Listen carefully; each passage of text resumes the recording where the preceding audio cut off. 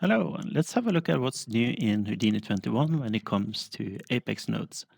So here I have the character that we used in the other videos, the pigeon, and we have the skeleton here and the model, and everything is the same from where we left it, except from one little thing, that is that I added a root joint here, a point, name it root, and merge it in. So it's this one, then it's simply the parent of the rest of the skeleton. So the first node we will have a look at is called the pack character. So if I write pack CHR here, and you see we have a character pack and Apex pack character. This is the new one that is made for our Apex workflow. And you can see here it has some color-coded inputs. This one is the model, skeleton, and the animated pose. Animated skeleton, that is. And here is the character stream. It's very similar to the old KineFX nodes, so this should be fairly intuitive. So let's connect our skeleton and our model.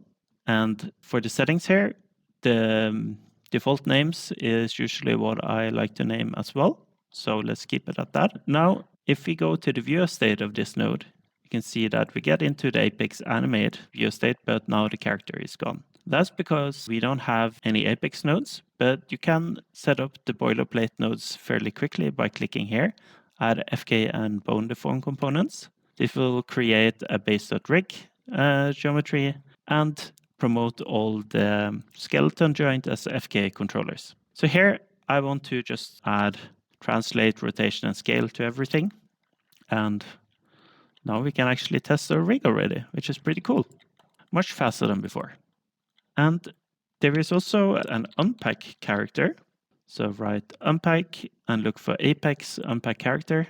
So let's say that for some obscure reason, we needed to modify the geometry. Let's put down just a noise. So attrib noise. Take this one, and maybe it's more fun to put noise on the position. Set this to 0 centered. Beautiful. So the modeler was really happy with this model update. And now we can just do pack character again. And we want to input the character stream and then simply override the model or the geometry. So now the rig still works, but the model has changed. All right, so let's go back to just having the pack character here. And let's talk about the new node called the rig builder. But before we add that, I want to disable adding the FK and bone deform components here, because in my experience, I found that it's best to add this directly in the rig builder. So let's do that. So let's just type rig builder, and we have this new node here. Connect the character stream, and now we get a pop-up with a warning saying the left side joints have negative scales. This is currently not supported. So you might remember from the previous videos that we used the skeleton mirror with the scale setting. So let's just set this back to rotation instead. And let's try to go to the rig builder again. And now that warning is gone. There is still another one, but I think this is just due to this not updating properly. So let's just continue.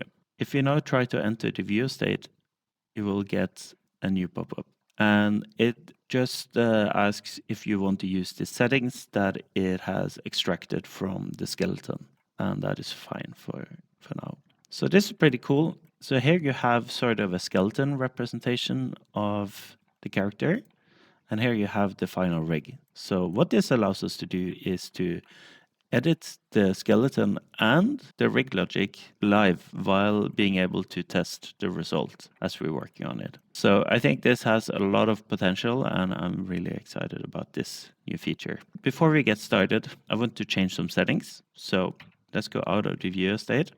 If you come up here, I like to have auto update enabled so that the rig on the side there will update automatically. And there are some buttons here that are good to be familiar with, especially this one called Reset Guides and this one called Reset Rig.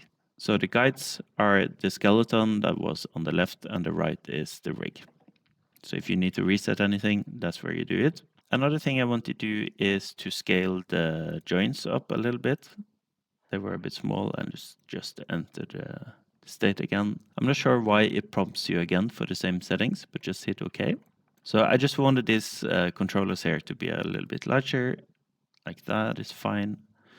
And let's move the rig a bit closer, like that. Okay, so now you can actually move the skeleton here, and the rig will still work. So you can see if you move it here on the left side of the character, it will be mirrored to the right side, and the node automatically finds the corresponding controllers for that. So let's say we wanted to add sort of a main controller here. You can simply click and drag from this component menu, take this root one, drag, and you want to let go on top of one of the guides.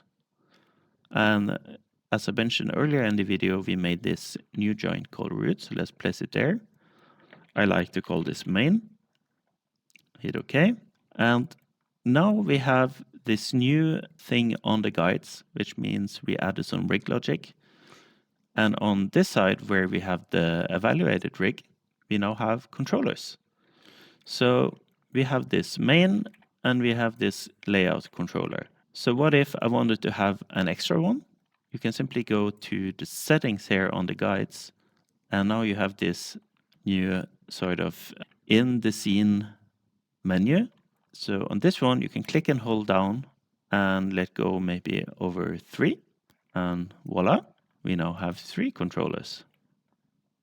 And let's say we wanted to add IK setup to the legs. It's very simple. You simply take the leg component here and you drag it and you let go on the leg, hit OK. And now we have an IK controller. With the knee bending the wrong way, of course, to keep in line with the previous video. And now we have a cogwheel here, and this has the same effect. It expands into this custom menu. And by the way, this is new also in 21. You can make your own menus like this. It's a little bit too much to cover in this video, however, but yeah, it opens up a lot of cool interactive possibilities with the Apex rigs. So I'm really excited about that. But for now, let's enable stretching. So now you can stretch like that. And you can also blend between IK and FK, like that.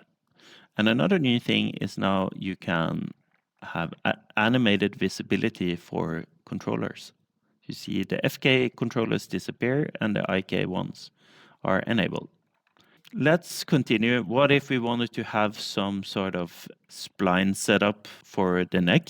I've been testing a few things and I found that actually the spine setup was the best option. So let's drag it here and say OK.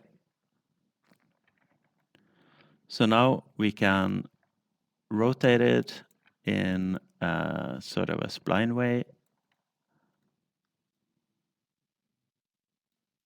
And it has a bunch of settings, and you have the full functionality, of course, like you would have with the spine. So it's sort of like a IK FK hybrid with a spline setup, which is really neat.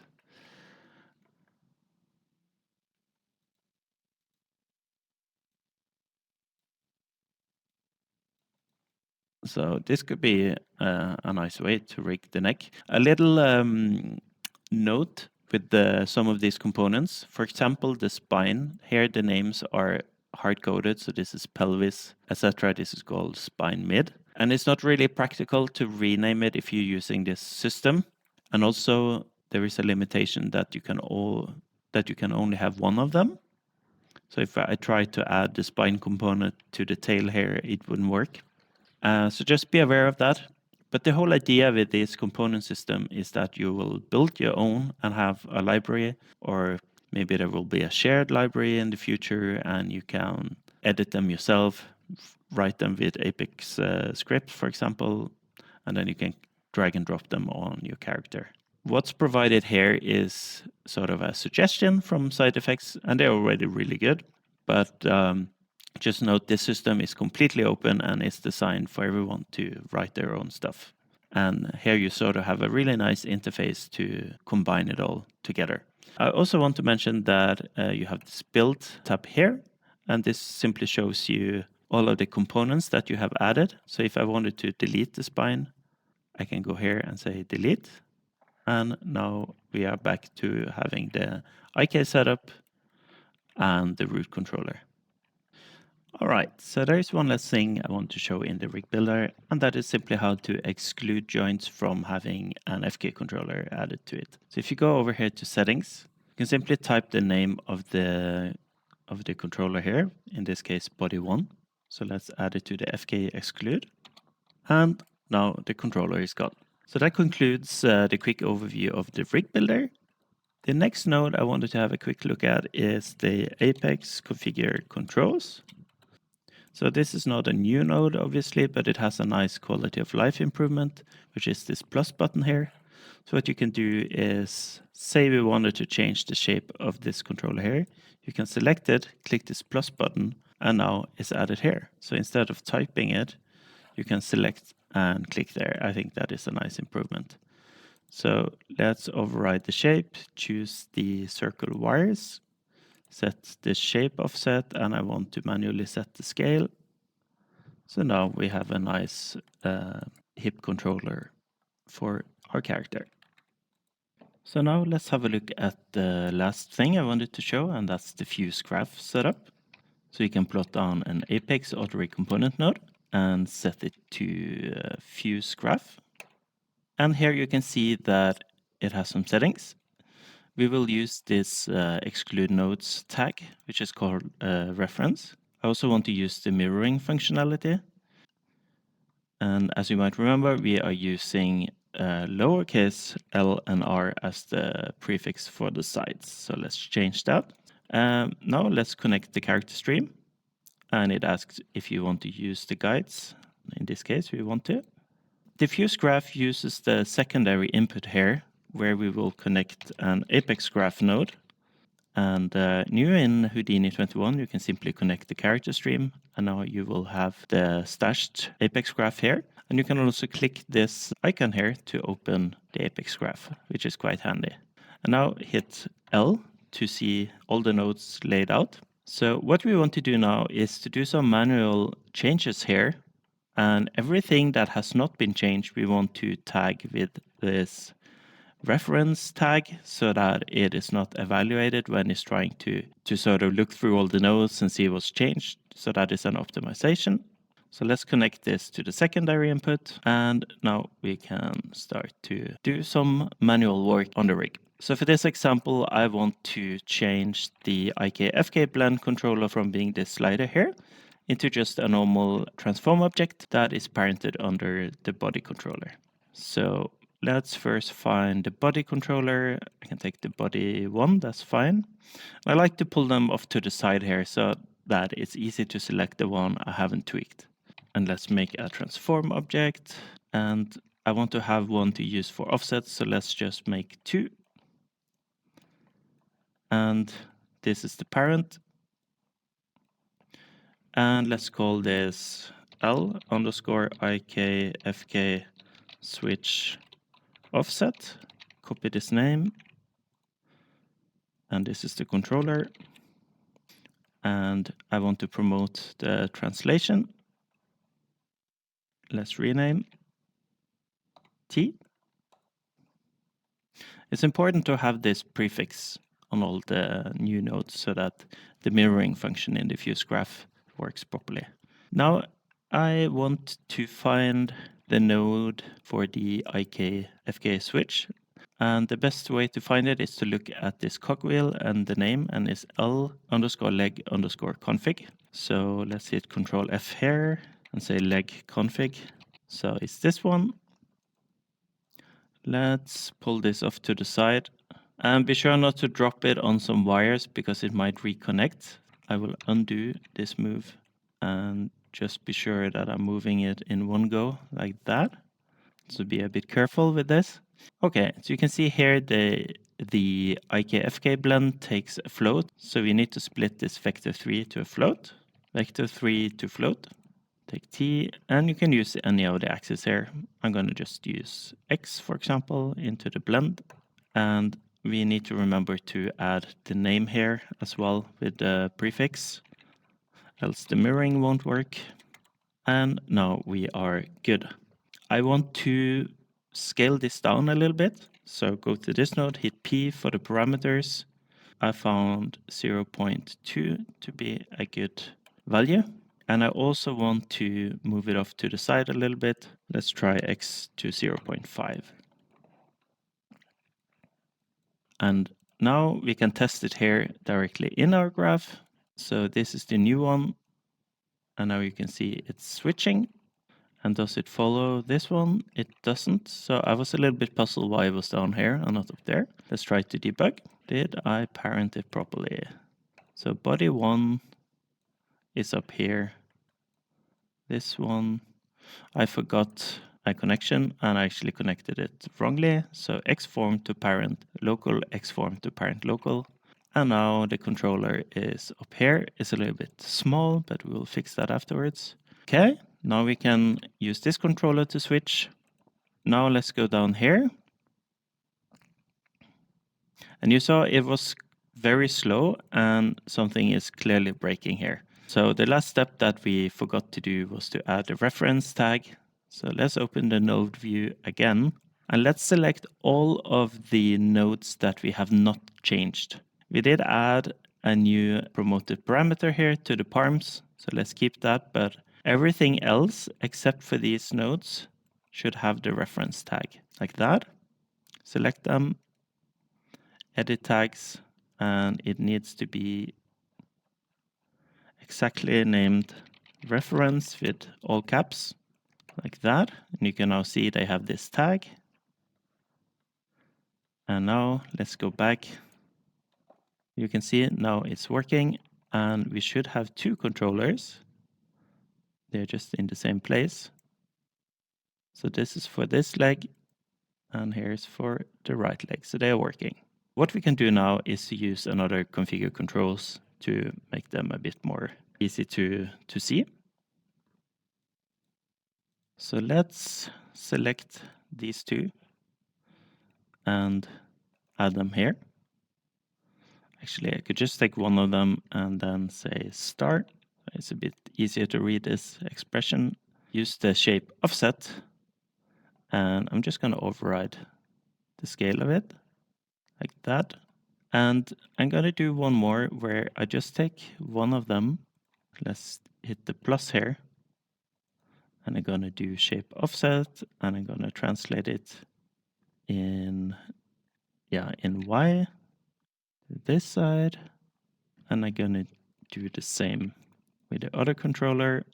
So let's just copy this, paste it, shape offset, and I'm going to take this value here on the Y and just do it positive like that.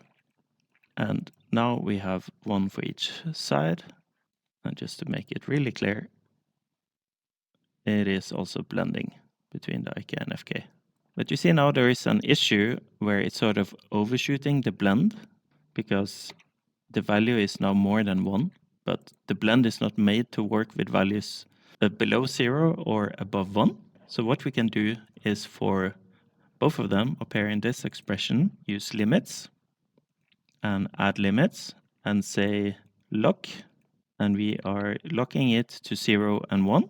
If it says 0 and 0, it will actually lock the manipulator. I think we need to do it here as well. And I actually forgot a thing. We need to add the param name, because else it wouldn't know what to lock. So that is T. So you can see now the manipulator here is only showing the X arrow and is clamped between 0 and 1, which is what we want. Okay, so that concludes this video in what's new in Houdini 21. I can promise you that there are a lot of other new features as well that are really cool. Check that out in the official What's New page on sideeffects.com. But these are some of the highlights I really like. So until next time, cheers and goodbye. Hey, Chris here. I hope you've enjoyed Magnus' H21 update. If this is your first contact with Apex, make sure to watch the free beginner course Magnus did for us this year. It's really good. And if you want to enable us to keep hiring him for more character animation goodness, consider becoming a patron of ours. Big thanks to all our current patrons, and until next time, cheers guys.